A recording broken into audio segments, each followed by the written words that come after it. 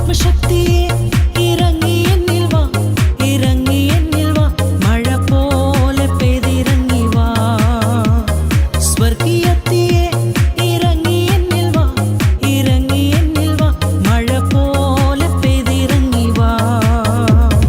ആത്മനദിയായൊഴുകി എന്നിൽ ഇന്നു വാ, ആത്മശക്തിയായൊഴുകി എന്നിൽ ഇന്നു വാ, മഴ പോലെ പെയ്തിറങ്ങി വാ, മഴ പോലെ പെയ്തിറങ്ങി വാ, മഴ പോലെ പെയ്തിറങ്ങി വാ, മഴ പോലെ പെയ്തിറങ്ങി വാ. ഈശോ മിശിഹായിക്ക് സ്തുതിയായിരിക്കട്ടെ. ഈശോയിൽ ഏറ്റവും സ്നേഹം നിറഞ്ഞവരെ, ഒരു നിമിഷം നമ്മൾക്ക് നമ്മളുടെ കണ്ണുകളൊക്കെ ഒന്ന് അടയ്ക്കാം. ഈശോയുടെ ഏറ്റവും ഇഷ്ടമുള്ള ഒരു ചിത്രം നമുക്ക് മനസ്സിൽ കൊണ്ടുവരാം. ചിലർക്ക് ഈശോയുടെ ക്രൂശിത രൂപമായിരിക്കാം ഏറ്റവും കൂടുതൽ ഇഷ്ടം. ചിലർക്ക് ഉദ്ധാനം ചെയ്ത മിശിഹായുടെ രൂപമായിരിക്കാം ഏറ്റവും കൂടുതൽ ഇഷ്ടം. ചിലർക്ക് തിരുഹൃദയത്തിൻ്റെ രൂപമായിരിക്കാം ഏറ്റവും കൂടുതൽ ഇഷ്ടം. നമുക്കിഷ്ടമുള്ള ഈശോയുടെ രൂപം നമുക്ക് ഒന്ന് മനസ്സിൽ കൊണ്ടുവരാം. ഇതാ ഞാൻ ആ ഈശോയുടെ സന്നിധിയിലേക്ക് നടന്ന് വരികയാണ്. എന്നെ കേൾക്കുന്ന നിങ്ങളെല്ലാവരും ഇത് മനസ്സിൽ ചിന്തിക്കുന്നുണ്ടല്ലോ അല്ലേ? ഇങ്ങനെ തന്നെ ഞാനും ഈശോയും മാത്രം. ഈശോയോട് എനിക്ക് ഒരുപാട് കാര്യങ്ങൾ പറയാനുണ്ട്. ഈശോ എന്നെ കേൾക്കാൻ വേണ്ടിയിട്ട് എൻ്റെ മുമ്പിലിരിക്കുകയാണ്. നിങ്ങളുടെ കുഞ്ഞുങ്ങളെക്കുറിച്ച്, നിങ്ങളുടെ ജീവിത പങ്കാളിയെക്കുറിച്ച്, നിങ്ങളുടെ സ്വപ്നങ്ങളെക്കുറിച്ച്, നിങ്ങളുടെ ആഗ്രഹങ്ങളെക്കുറിച്ച്, നിങ്ങളുടെ കുടുംബജീവിതത്തെക്കുറിച്ച്, കുടുംബജീവിത സഹനത്തെക്കുറിച്ച്, കുടുംബജീവിത ബുദ്ധിമുട്ടുകളെക്കുറിച്ച്, കുടുംബജീവിതത്തിലെ സന്തോഷങ്ങളെക്കുറിച്ച് എല്ലാം ഈശോയോട് നമുക്ക് പറയാനില്ലേ? കുഞ്ഞുങ്ങൾക്ക് നിങ്ങളുടെ മാതാപിതാക്കളെക്കുറിച്ച്, നിങ്ങളുടെ ഭാവി ജീവിതത്തെക്കുറിച്ച് ഈശോയോട് പറയാനില്ലേ? നമുക്ക് ഈശോയോട് പറയാം. എൻ്റെ മുമ്പിൽ എന്നെ കേൾക്കാനിരിക്കുന്ന, എനിക്കിഷ്ടമുള്ള രൂപത്തിൽ തന്നെ എൻ്റെ മുമ്പിലായിരിക്കുന്ന എൻ്റെ ഈശോയോട് നമുക്ക് പറയാം. ആ ഈശോയുടെ മുമ്പിൽ നിന്നുകൊണ്ട് നമ്മുടെ കയ്യിലേക്ക് നമ്മുടെ നിയോഗങ്ങളെ എടുക്കാം. ഈ 10 ദിവസം ഒരുങ്ങി ആത്മാവിൻ്റെ നിറവ് സംഭവിക്കണമെന്ന് നമ്മൾ ആഗ്രഹിക്കുന്ന നിയോഗങ്ങളെ നമ്മുടെ കയ്യിലേക്ക് നമുക്കെടുക്കാം. ഈശോയോട് പറയാം നമുക്ക്, ഈശോയെ ഇതാ എൻ്റെ നിയോഗം, ഇതാണ് നിൻ്റെ ശിഷ്യന്മാരൊരുങ്ങിയതുപോലെ ഞാനും ഈ 10 ദിവസം ഒരുങ്ങി നിൻ്റെ കയ്യിലേക്ക് തരുന്ന എൻ്റെ നിയോഗം. തമ്പുരാനെ, നിൻ്റെ ആത്മാവിനെ എൻ്റെ നിയോഗത്തിൻ്റെ മേലയക്കണേ. നിൻ്റെ പരിശുദ്ധാത്മാവിൻ്റെ നിറവ് ഈ നിയോഗങ്ങളിൽ ഉണ്ടാകണമേ. നമുക്ക് ആഗ്രഹിച്ച് പ്രാർത്ഥിക്കാൻ പ്രിയപ്പെട്ടവരെ. ഈശോയിൽ ഏറ്റവും സ്നേഹം നിറഞ്ഞവരെ, ഈ ദിവസങ്ങളിൽ ഒന്ന് ചേർന്ന് പെന്തക്കോസ്ത തിരുനാളിന് വേണ്ടി നാം എല്ലാവരും ഒരുങ്ങിക്കൊണ്ടിരിക്കുകയല്ലേ? നാം എല്ലാവരും ഒന്ന് ചേർന്ന് ഒരുങ്ങുകയാണെന്ന് ആദ്യ ദിവസം മുതലേ ഞാൻ നിങ്ങളോട് പറയുന്നില്ലേ? നമ്മൾ ഒന്ന് ചേർന്ന് ഒരുങ്ങുമ്പോൾ നമ്മളുടെ നിയോഗങ്ങൾ ഈശോയുടെ കയ്യിലേക്ക് നമ്മളിങ്ങനെ വെച്ച് കൊടുക്കുമ്പോൾ, ആത്മാവിൻ്റെ നിറവ് ആഗ്രഹിക്കുമ്പോൾ, നമ്മുടെ നിയോഗങ്ങളിൽ ഒന്ന് നമ്മളോടൊപ്പം ഈ പെന്തക്കോസ്ത തിരുനാളിന് ഒരുങ്ങുന്നവരുടെ നിയോഗം ആയിരിക്കട്ടെ. ഞാൻ ഈ ദിവസങ്ങളിലൊക്കെയും ദേവാലയത്തിൽ പോയി പ്രാർത്ഥിക്കുമ്പോൾ എൻ്റെ നിയോഗങ്ങളിലൊന്ന് എന്നെ കേൾക്കുന്ന എല്ലാവരിലും ആത്മാവിൻ്റെ നിറവ്. എന്നെ കേൾക്കുന്ന എല്ലാവരും തമ്പുരാനെ നിൻ്റെ മുമ്പാകെ ആത്മാവിൻ്റെ നിറവ് സംഭവിക്കണമെന്ന് ആഗ്രഹിച്ച് തന്നിരിക്കുന്ന നിയോഗങ്ങളിൽ പരിശുദ്ധാത്മാവിൻ്റെ നിറവുണ്ടാകണമേ എന്നാണ് ഞാൻ പ്രാർത്ഥിക്കുക. അതുപോലെ പ്രിയപ്പെട്ടവരെ, നമുക്കെല്ലാവർക്കും പ്രാർത്ഥിക്കാൻ പറ്റണം. നമ്മളുടെ നിയോഗങ്ങളിൽ ഒന്ന് നമ്മളെപ്പോലെ പരിശുദ്ധാത്മാവിൻ്റെ നിറവ് ആഗ്രഹിച്ച് പെന്തക്കോസ്ത തിരുനാളിനായി ഒരുങ്ങുന്ന എല്ലാവരുടെയും നിയോഗങ്ങളായിരിക്കട്ടെ നമ്മുടെ നിയോഗങ്ങളിൽ ഒന്ന്. ഈ 5-ാം ദിവസ ധ്യാന ചിന്തകളിലേക്ക് നമ്മൾ പ്രവേശിക്കുമ്പോൾ ആദ്യം തന്നെ ഒരു വചനം നമുക്ക് എടുക്കാം. എല്ലാവരും ആ വചനം എടുത്ത് വായിക്കണം എന്നെ കേൾക്കുമ്പോൾ. യോഹന്നാന്റെ സുവിശേഷം 15-ാം അധ്യായം 26-27 വചനഭാഗം. ഞാൻ പിതാവിൻ്റെ അടുത്തു നിന്ന് അയക്കുന്ന സഹായകൻ, പിതാവിൽ നിന്നും പുറപ്പെടുന്ന ആ സത്യാത്മാവ് വരുമ്പോൾ അവൻ എന്നെക്കുറിച്ച് സാക്ഷി നൽകും. ആരംഭം മുതൽ എന്നോടുകൂടെ ആയിരുന്നത് കൊണ്ട് നിങ്ങളും സാക്ഷ്യം നൽകും. നാം എങ്ങനെയാണ് ഈശോയ്ക്ക് സാക്ഷ്യം നൽകുന്നത്? ഈശോയ്ക്ക് സാക്ഷ്യം നൽകാൻ നമുക്ക് സാധിക്കണമെങ്കിൽ നമ്മുടെ ഉള്ളിൽ എന്ത് ബോധ്യങ്ങൾ ഉണ്ടായിരിക്കണം? ഇതാണ് 5-ാം ദിവസത്തിലെ ധ്യാന ചിന്തയിൽ നമ്മൾ കണ്ടുമുട്ടുന്ന കാര്യം. അപ്പസ്തോല പ്രവർത്തനം 1-ാം അധ്യായം 3-ാം വാക്യം. ഈ വചനം നിങ്ങളെല്ലാവരും എടുത്ത് വായിക്കണം പ്രിയപ്പെട്ടവരെ, വായിക്കണം. അപ്പസ്തോല പ്രവർത്തനം 1-ാം അധ്യായം 3-ാം വാക്യം. പീഡാനുഭവത്തിന് ശേഷം 40 ദിവസത്തേക്ക് ഈശോ അവരുടെ ഇടയിൽ പ്രത്യക്ഷനായി ദൈവരാജ്യത്തെക്കുറിച്ച് പഠിപ്പിച്ചു. അങ്ങനെ അവൻ അവർക്ക് വേണ്ടത്ര തെളിവുകൾ നൽകിക്കൊണ്ട് ജീവിക്കുന്നവനായി പ്രത്യക്ഷപ്പെട്ടു. അപ്പസ്തോല പ്രവർത്തനം 1-ാം അധ്യായം 3-ാം വാക്യം ശ്രദ്ധയോടെ വായിക്കണം പ്രിയപ്പെട്ടവരെ. പീഡാനുഭവത്തിന് ശേഷം 40 ദിവസത്തേക്ക് ഈശോ അവരുടെ ഇടയിൽ പ്രത്യക്ഷനായി ദൈവരാജ്യത്തെക്കുറിച്ച് പഠിപ്പിച്ചു. ദൈവരാജ്യത്തെക്കുറിച്ച് തെളിവുകൾ സഹിതം പഠിപ്പിച്ചപ്പോ അവർക്കൊരു ബോധ്യമുണ്ടായി. എന്ത് ബോധ്യം? ജീവിക്കുന്നവനായ ദൈവം, ജീവിക്കുന്നവനായ ഈശോ അവരോടൊപ്പമുണ്ട്. ഉത്ഥാനത്തിന് ശേഷം 40 ദിവസത്തേക്ക് ഈശോ അവരുടെ ഇടയിൽ പ്രത്യക്ഷനായി ദൈവരാജ്യത്തെക്കുറിച്ച് പഠിപ്പിച്ചു. ഈശോ പരസ്യ ജീവിതം തുടങ്ങുന്നത് എങ്ങനെയാ പ്രിയപ്പെട്ടവരെ? നമ്മൾ ഈ ധ്യാനത്തിൻ്റെ ഏതോ ഒരു ദിവസം നമ്മളത് കണ്ടതാണ്. മർക്കോസിന്റെ സുവിശേഷം 1-ാം അധ്യായത്തിന്റെ 15-ാം വാക്യം. സമയം പൂർത്തിയായി മക്കളെ, ദൈവരാജ്യം സമീപിച്ചിരിക്കുന്നു, അനുദപിച്ച് സുവിശേഷത്തിൽ വിശ്വസിക്കുവിൻ എന്ന് പറഞ്ഞുകൊണ്ടാ ഈശോ പരസ്യ ജീവിതം തുടങ്ങിയത്. ഈശോ തന്റെ മരണശേഷവും ശിഷ്യന്മാരെ ബോധ്യപ്പെടുത്തിക്കൊണ്ടിരിക്കുകയാ, ദൈവരാജ്യത്തെക്കുറിച്ച് പഠിപ്പിച്ചുകൊണ്ടിരിക്കുകയാ. സമാന്തര സുവിശേഷങ്ങൾ മത്തായി, മർക്കോസ്, ലൂക്ക സുവിശേഷങ്ങളാണ് സമാന്തര സുവിശേഷങ്ങൾ. സമാന്തര സുവിശേഷങ്ങളിലും യോഹന്നാന്റെ സുവിശേഷത്തിലും നമ്മൾ കാണുന്നുണ്ട് ഉത്ഥാനശേഷം ഈശോ പല പ്രാവശ്യം പലർക്കും പ്രത്യക്ഷപ്പെടുന്നത്. ഇന്ന് നമ്മൾ വായിച്ച് കേട്ട അപ്പസ്തോല പ്രവർത്തനം 1-ാം അധ്യായത്തിന്റെ 3-ാം വാക്യത്തിൽ നമ്മൾ എന്താ കേട്ടത്? പീഡാനുഭവത്തിന് ശേഷം 40 ദിവസത്തേക്ക് ഈശോ അവരുടെ ഇടയിൽ പ്രത്യക്ഷനായി പഠിപ്പിച്ചു. മത്തായിയുടെ സുവിശേഷത്തിന്റെ 28-ാം അധ്യായത്തിന്റെ 1 മുതൽ ഉള്ള വചനഭാഗങ്ങളിൽ നമ്മൾ കാണുന്നത് മഗ്ദലന മറിയത്തിന് ഉദ്ധാനം ചെയ്ത മിശിഹ പ്രത്യക്ഷപ്പെടുന്നതാണ് നമ്മൾ കാണുന്നത്. എൻ്റെ സഹോദരന്മാരോട് നീ പോയി പറയണം, ഞാൻ ഗലീലയിലേക്ക് പോകുന്നു, നിങ്ങളും അവിടെ വരണം, നമ്മൾ അവിടെ വെച്ച് കണ്ടുമുട്ടും. മർക്കോസിന്റെ സുവിശേഷത്തിന്റെ 16-ാം അധ്യായത്തിന്റെ 14 മുതൽ 18 വരെയുള്ള വചനഭാഗങ്ങളിൽ ശിഷ്യന്മാർക്ക് ഉദ്ധാനം ചെയ്ത മിശിഹ പ്രത്യക്ഷപ്പെടുന്നതാണ് നമ്മൾ കാണുന്നത്. ഉദ്ധാനം ചെയ്തവൻ ശിഷ്യഗണത്തിന് തൻ്റെ സഹോദരന്മാർക്ക് പ്രേക്ഷിത ദൗത്യം കൊടുക്കുന്നതാണ് നമ്മൾ കാണുന്നത്. ഉദ്ധാനം ചെയ്ത മിശിഹ തൻ്റെ ശിഷ്യന്മാർക്ക് പ്രേക്ഷിത ദൗത്യം കൊടുക്കുന്നതാണ് മർക്കോസിന്റെ സുവിശേഷത്തിൽ 16-ാം അധ്യായത്തിൽ നമ്മൾ കാണുന്നത്. ലൂക്കായുടെ സുവിശേഷത്തിന്റെ 24-ാം അധ്യായം 13 മുതൽ 35 വരെയുള്ള വചനഭാഗം. ലൂക്കായുടെ സുവിശേഷം 24-ാം അധ്യായം 13 മുതൽ 35 വരെയുള്ള വചനഭാഗം. എമ്മാവൂസിലേക്ക് പോകുന്ന ശിഷ്യന്മാരെയാണ് നമ്മൾ കാണുന്നത്. എമ്മാവൂസിലേക്ക് പോകുന്ന ശിഷ്യന്മാരോട് കൂടെ യാത്ര ചെയ്യുന്നൊരു ഈശോ, യാത്ര ചെയ്യുന്നൊരു ഉദ്ധാനം ചെയ്ത മിശിഹ. ഭക്ഷണത്തിനിരിക്കുമ്പോൾ അവൻ അപ്പമെടുത്ത് മുറിച്ച് അവർക്ക് കൊടുത്തു. അവരുടെ കണ്ണുകൾ തുറക്കപ്പെട്ടു. അവൻ അപ്പമെടുത്ത് മുറിച്ച് അവർക്ക് കൊടുത്തപ്പോൾ അവരുടെ കണ്ണുകൾ തുറക്കപ്പെട്ടു. അവർ ഉദ്ധാനം ചെയ്തവനെ തിരിച്ചറിഞ്ഞു. യോഹന്നാന്റെ സുവിശേഷത്തിന്റെ 20-ാം അധ്യായം 24 മുതൽ 31 വരെയുള്ള വചനഭാഗം. ഉദ്ധാനം ചെയ്ത ഈശോ തോമാസ് ലീഹായിക്ക് പ്രത്യക്ഷപ്പെടുന്നു. എൻ്റെ കർത്താവേ, എൻ്റെ ദൈവമേ എന്ന് അവൻ വിശ്വാസം പ്രഖ്യാപിക്കുന്നതാണ് നമ്മൾ കാണുന്നത്. യോഹന്നാന്റെ സുവിശേഷത്തിന്റെ 21-ാം അധ്യായത്തിന്റെ 1 മുതൽ 14 വരെയുള്ള വചനഭാഗം. ഉദ്ധാനം ചെയ്തവൻ തൻ്റെ ശിഷ്യന്മാർക്ക് പ്രാതലൊരുക്കി കാത്തിരിക്കുന്നതാണ് നമ്മൾ കാണുന്നത്. ഉദ്ധാനം ചെയ്തവൻ തൻ്റെ ശിഷ്യന്മാർക്ക് പ്രാതലൊരുക്കി കാത്തിരിക്കുന്നതാണ് നമ്മൾ കാണുന്നത്. ഈശോയിൽ ഏറ്റവും സ്നേഹം നിറഞ്ഞവരെ, ഇന്ന് നമ്മൾ ആദ്യം കണ്ട വചനഭാഗം അപ്പോസ്തല പ്രവർത്തനം 1-ാം അധ്യായം 3-ാം വാക്യം. പീഡാനുഭവത്തിന് ശേഷം ഈശോ 40 ദിവസത്തേക്ക് ശിഷ്യന്മാരുടെ ഇടയിൽ പ്രത്യക്ഷനായി. ശിഷ്യന്മാരുടെ ഇടയിൽ പ്രത്യക്ഷനായത് നമ്മൾ വചനഭാഗങ്ങളെ നമ്മളിപ്പോൾ കണ്ടില്ലേ പ്രിയപ്പെട്ടവരെ? പരസ്യ ജീവിതത്തിൻ്റെ ആരംഭം മുതൽ പരസ്യ ജീവിതത്തിന്റെ അവസാനം വരെയും ഈശോ ദൈവരാജ്യത്തെക്കുറിച്ചാണ് പഠിപ്പിച്ചത്.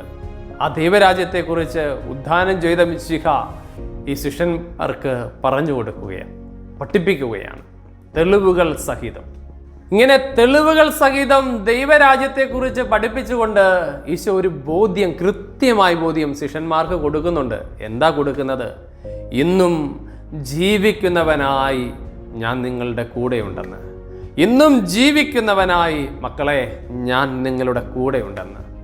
പരിശുദ്ധാത്മാവിൻ്റെ നിറവുണ്ടെങ്കിലേ നമുക്ക് ഈ ബോധ്യം സ്വന്തമാക്കാൻ പറ്റൂ. പ്രിയപ്പെട്ടവരെ, ജീവിതത്തിൻ്റെ ഏതവസ്ഥയിലൂടെ കടന്നു പോകുമ്പോഴും ജീവിക്കുന്നവനായ ദൈവം, ജീവിക്കുന്നവനായ ഈശോ, ഈ ഉദ്ധാനം ചെയ്ത മിശിഹ നമ്മുടെ കൂടെയുണ്ട്.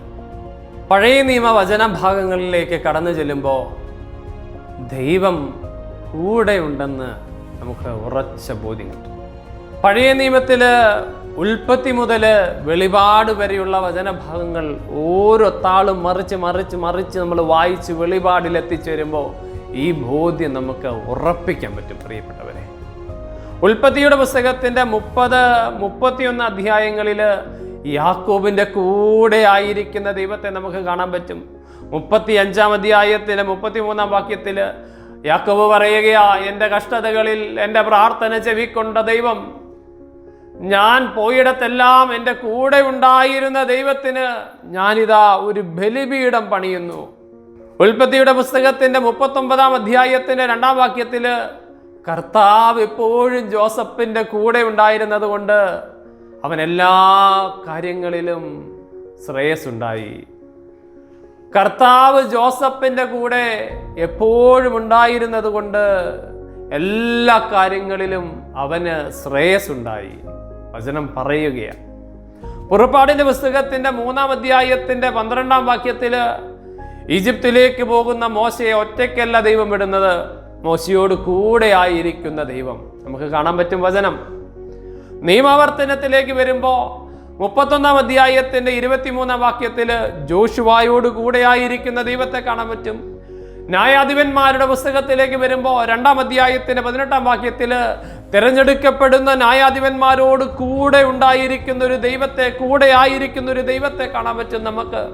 സാമുവേൽ പ്രവാചകന്റെ 1-ാം പുസ്തകത്തിന്റെ 3-ാം അധ്യായത്തിന്റെ 19-ാം വാക്യത്തിലേക്ക് കടന്നു വരുമ്പോൾ സാമുവേൽ പ്രവാചകന്റെ കൂടെ ആയിരിക്കുന്ന ഒരു ദൈവത്തെ നമുക്ക് കാണാൻ പറ്റും. നമുക്ക് 1 ദിനവൃത്താന്തം 11-ാം അധ്യായത്തിന്റെ 9-ാം വാക്യത്തിലേക്ക് കടന്നു വരുമ്പോൾ ദാവീദിനോട് കൂടെ ആയിരിക്കുന്ന ഒരു ദൈവത്തെ കാണാൻ പറ്റും നമുക്ക്.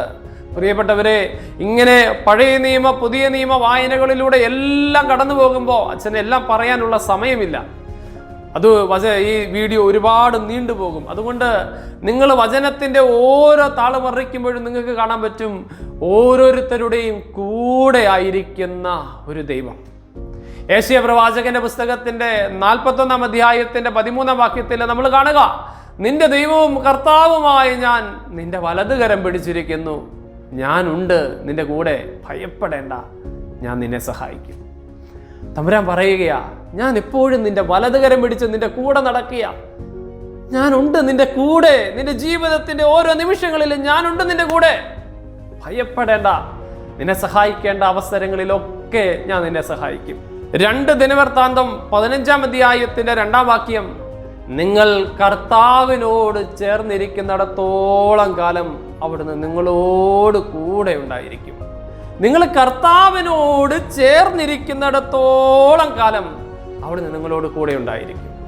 അപ്പോസ്തല പ്രവർത്തനങ്ങളിൽ ഇന്ന് നമ്മൾ കണ്ടില്ലേ, 1-ാം അധ്യായത്തിന്റെ 3-ാം വാക്യം കൃത്യമായി ഈശോ ഒരു ബോധ്യം ശിഷ്യന്മാർക്ക് കൊടുക്കുകയാണ്. ഉദ്ധാനത്തിന് ശേഷം ഈശോ ഒരു കൃത്യമായ ബോധ്യം ശിഷ്യന്മാർക്ക് കൊടുക്കുകയാണ്. ജീവിക്കുന്നവനായി ഞാൻ എപ്പോഴും നിങ്ങളുടെ കൂടെ ഉണ്ടാവും. പരിശുദ്ധാത്മാവിനാൽ നിറഞ്ഞെങ്കിൽ മാത്രമേ ഈ ബോധ്യത്തിൽ നമുക്ക് ഉറച്ച് ജീവിക്കാൻ പറ്റൂ. പ്രിയപ്പെട്ടവരെ, നമ്മൾ കേട്ടില്ലേ, നമ്മൾ ആഗ്രഹിച്ച് വിളിച്ചാൽ നമുക്ക് ഉത്തരം നൽകാൻ, നമ്മൾക്ക് സഹായം ഏത് നിമിഷമാണ് ആവശ്യമുള്ളതെന്ന് മനസ്സിലാക്കി നമ്മുടെ കൂടെ തമ്പുരാനുണ്ട്. യെശയ്യാ പ്രവാചകൻ പറഞ്ഞില്ലേ, നിന്റെ വലതുകരം പിടിച്ചിരിക്കുന്നു, അവിടുന്ന് നിന്റെ വലതുകരം പിടിച്ചിരിക്കുന്നു. പക്ഷേ ആ സാന്നിധ്യം മനസ്സിലാക്കണമെങ്കിൽ പരിശുദ്ധാത്മാവ് നമ്മിൽ വന്ന് നിറയണം. അതിനു വേണ്ടിയുള്ള ഒരുക്കത്തിലാണ് നാം ഇന്ന് ആയിരിക്കുക പ്രിയപ്പെട്ടവരെ. ജീവിക്കുന്നവനായി ഈശോ തങ്ങളുടെ കൂടെ എപ്പോഴും ഉണ്ടെന്ന ഉറച്ച ബോധ്യത്തിൽ ആത്മാവിനെ സ്വീകരിച്ചു കഴിഞ്ഞ ശിഷ്യന്മാരുടെ ജീവിതം പിന്നീട് നോക്കിക്കേ. അതിനു മുമ്പ് എങ്ങനെയായിരുന്നു? ഈശോയുടെ മരണശേഷം ഭീതിയോടെ ഭയന്ന് മുറിയിൽ കതകടച്ചിരുന്ന ഒരു ശിഷ്യഗണം ഭീതി മറന്ന് അപ്പസ്തോല പ്രവർത്തനങ്ങൾ പിന്നീട് നിങ്ങൾ മുമ്പോട്ട് വായിച്ചു നോക്കിക്കേ. ധൈര്യപൂർവ്വം ഓരോരുത്തരുടെ മുമ്പിൽ, ഈശോയെ ക്രൂശി തറച്ചവരുടെ മുമ്പിൽ ധീരതയോടെ നിറന്ന് ഈ ഉദ്ധാനം ചെയ്ത മിശിഹായെ കുറിച്ച് പ്രഘോഷിക്കുന്നത് നമ്മൾ കാണുന്നത്. അവർക്ക് സഹനമുണ്ടായപ്പോ ആ സഹനത്തിലും ധീരതയോടെ ഉദ്ധാനം ചെയ്തവനെ മുറുകെ പിടിച്ച് ആ സഹനത്തെ മധുരിക്കുന്നതാക്കി തീർക്കുന്നതാണ് നമ്മൾ കാണുന്നത്. ദൈവം കൂടെ ഉണ്ടെന്ന് തിരിച്ചറിഞ്ഞു കഴിഞ്ഞാൽ നമുക്ക് പിന്നെ ഒന്നിനെയും ഭയപ്പെടേണ്ട കാര്യമില്ല. ദൈവം കൂടെ ഉണ്ടെന്ന് തിരിച്ചറിഞ്ഞ മാതാ തെരേസയുടെ ജീവിതം നിങ്ങൾ നോക്കിക്കേ. ദൈവം കൂടെ ഉണ്ടെന്ന് തിരിച്ചറിഞ്ഞ എല്ലാ വിശുദ്ധരുടെയും ജീവിതങ്ങൾ നിങ്ങൾ നോക്കിക്കേ. ഈ പെന്തക്കോസ്തയിൽ നമ്മൾ പ്രാർത്ഥിക്കേണ്ടത് ഇതിനു വേണ്ടിയിട്ടാണ് പ്രിയപ്പെട്ടവരെ. ഇനിയുള്ള ഈ ദിവസങ്ങളിൽ നമ്മൾ ആഴത്തിലുള്ള ബോധ്യത്തിലേക്ക് നമ്മൾ ഒരുങ്ങിക്കൊണ്ടിരിക്കുമ്പോൾ ഉറച്ച ബോധ്യമായി നമ്മുടെ ഹൃദയങ്ങളിലേക്ക്, നമ്മുടെ ബുദ്ധിയിലേക്ക്, നമ്മുടെ ചിന്തകളിലേക്ക് നമുക്ക് കൊണ്ടുവരാം. ഈശോ, ദൈവം എൻ്റെ ജീവിതത്തിൻ്റെ ഏതവസ്ഥയിലും എപ്പോഴും നമ്മുടെ കൂടെയുണ്ട്. ഇന്ന് ഞാൻ ഈ ബോധ്യം സ്വീകരിച്ചു കഴിഞ്ഞ് നാളെ അത് മറന്നു പോകാതെ ഇനിയുള്ള എൻ്റെ ജീവിതത്തിൽ അത് അതുപോലെ തന്നെ നിൽക്കണമെങ്കിൽ പരിശുദ്ധാത്മാവിനെ നമുക്ക് ആവശ്യമാണ് പ്രിയപ്പെട്ടവരെ. അതുകൊണ്ട് ആഗ്രഹിച്ച് നിങ്ങൾ പ്രാർത്ഥിക്കണം. നമുക്ക് ഉറച്ച ബോധ്യം ഉണ്ടായിരിക്കണം. നമ്മൾ സഹനങ്ങളിലൂടെ കടന്നു പോകുമ്പോൾ നമ്മൾ ഒറ്റയ്ക്കല്ല, വേദനകളിൽ ഒറ്റയ്ക്കല്ല, പ്രതിസന്ധികളിൽ ഒറ്റയ്ക്കല്ല. ജീവിത ഭാരം കാരണം വെള്ളത്തിൽ നമ്മൾ മുങ്ങി താഴുമ്പോ ഒറ്റയ്ക്കല്ല. നിന്നെ കൈപിടിച്ചുയർത്താൻ പത്രോസിനെ ഉയർത്തിയവൻ നിന്റെ കൂടെയുണ്ട്. വെള്ളത്തിൽ താണുപോയ പത്രോസിനെ വഞ്ചിയിൽ നിന്നിറങ്ങി വെള്ളത്തിലൂടെ നടന്ന് ഈശോയുടെ അടുത്തേക്ക് വരാൻ ആഗ്രഹിച്ച പത്രോസ് വെള്ളത്തിൽ താണുപോയപ്പോ കരം കൊടുത്ത് കൈപിടിച്ച് ഉയർത്തിയില്ല പത്രോസിനെ. അതുപോലെ നിന്നെ ഉയർത്തുന്ന ഒരു ദൈവം നിന്റെ കൂടെയുണ്ട്. നിന്റെ സന്തോഷത്തില്, നിന്റെ ആനന്ദങ്ങളില്, നിന്റെ ആഘോഷങ്ങളില് നിന്റെ കൂടെയുണ്ട് ദൈവം.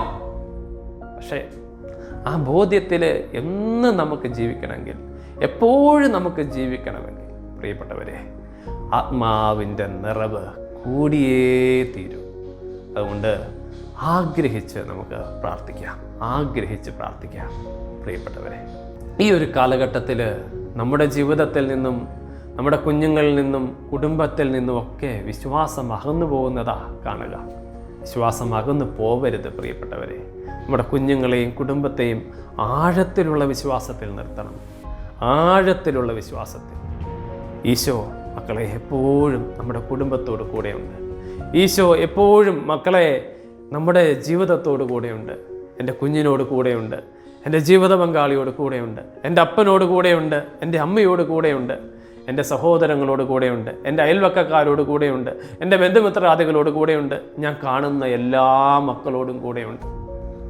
ആരംഭത്തിൽ ഈശോയ്ക്ക് സാക്ഷ്യം നൽകണമെങ്കിൽ ഒരു ബോധ്യമുണ്ടാകണമെന്ന് പറഞ്ഞില്ലേ? എന്ത് ബോധ്യമാണെന്ന് ഇപ്പം നിങ്ങൾക്ക് മനസ്സിലായില്ലേ? ഈശോയ്ക്ക് സാക്ഷ്യം നൽകണമെങ്കിൽ ഈശോ എന്നോട് കൂടെയുണ്ടെന്നും ഈശോ ഞാൻ കണ്ടുമുട്ടുന്ന ഓരോ വ്യക്തികളോട് കൂടെ ഉണ്ടെന്നും ഉള്ള ബോധ്യം നമുക്കുണ്ടാവണം. ആ ബോധ്യം നമുക്കുണ്ടായാൽ നമ്മളൊരു പുതിയ മനുഷ്യരായിത്തീരും. ആ ബോധ്യം എന്നും നിലനിൽക്കണമെങ്കിൽ പരിശുദ്ധാത്മാവിൻ്റെ നിറവ് നമുക്ക് വേണം. അതുകൊണ്ട് നമുക്ക് ഒരു നിമിഷം ശാന്തമാകാം. ഈശോയുടെ കയ്യിലേക്ക് ആരംഭത്തിൽ നമ്മൾ കൊടുത്ത നിയോഗങ്ങളില്ലേ, ആ നിയോഗങ്ങളെ ഒന്ന് നമ്മുടെ കയ്യിലേക്ക് എടുക്കാം. ഈശോയെ, നിൻ്റെ ആത്മാവിൻ്റെ നിറവ് ആഗ്രഹിച്ച് ഞങ്ങൾ പ്രാർത്ഥിക്കുക. ഈ 5-ാം ദിവസത്തിലൂടെ ഞങ്ങൾ കടന്നു പോകുമ്പോൾ ഞങ്ങൾക്കെല്ലാവർക്കും ഒരു ഉറച്ച ബോധ്യമുണ്ടാകണമെന്ന് ഞങ്ങൾ ആഗ്രഹിക്കുന്ന തമ്പുരാനെ, എനിക്കും എൻ്റെ കുഞ്ഞുങ്ങൾക്കും എൻ്റെ കുടുംബത്തിനും എൻ്റെ ജീവിത പങ്കാളിക്കും എൻ്റെ അപ്പനും എൻ്റെ അമ്മയ്ക്കും ഞാൻ കണ്ടുമുട്ടുന്നവർക്കും ഈ പെന്തക്കോസ്ത് തിരുനാളിനായി ഒരുങ്ങിക്കൊണ്ടിരിക്കുന്ന എല്ലാ മനുഷ്യർക്കും ഈശോയെ, നീ എപ്പോഴും എല്ലാ സമയവും ഞങ്ങളുടെ ജീവിതത്തിൻ്റെ കൂടെ, ഞങ്ങളുടെ സന്തോഷത്തിലും ഞങ്ങളുടെ ആഘോഷങ്ങളിലും ഞങ്ങളുടെ സങ്കടങ്ങളിലും ഞങ്ങളുടെ പ്രതിസന്ധികളിലും ഞങ്ങൾക്ക് ഉത്തരം കിട്ടാത്ത അവസരങ്ങളിലും നീ ജീവിക്കുന്നവനായി ഞങ്ങളുടെ കൂടെയുണ്ടെന്ന് ഞങ്ങൾ തിരിച്ചറിയുന്നു തമ്പുരാനെ. ആ ബോധ്യത്തിൽ എന്നും നിലനിൽക്കുന്നതിന് ഞങ്ങളുടെ നിയോഗങ്ങളിലേക്ക് ഞങ്ങളെല്ലാവരിലേക്കും നിൻ്റെ ആത്മാവിനെ തരണമേ. നിൻ്റെ ആത്മാവിൻ്റെ നിറമുണ്ടാകണമേ. നിൻ്റെ പരിശുദ്ധാത്മാവ് നിറഞ്ഞ് കവിഞ്ഞ് ഒഴുകണമേ. ഞങ്ങൾ ആഗ്രഹിച്ച് പ്രാർത്ഥിക്കുന്നു തമ്പുരാനെ. ഇങ്ങനെ നമ്മൾ ആഗ്രഹിച്ച് പ്രാർത്ഥിക്കുമ്പോൾ പരിശുദ്ധാത്മാവ് നമ്മളുടെ മേൽ വരും. അത്യുന്നതൻ്റെ ശക്തി നമ്മളുടെ മേൽ ആവസിക്കും. ആമേൻ. ആപത്തോ പട്ടിണിയോ നഗ്നത പോലും വന്നാലും, പീഡകളോ കുരിശുകളോ ജീവൻ തന്നെ പോയാലും, രക്ഷകനാം യേശുവേ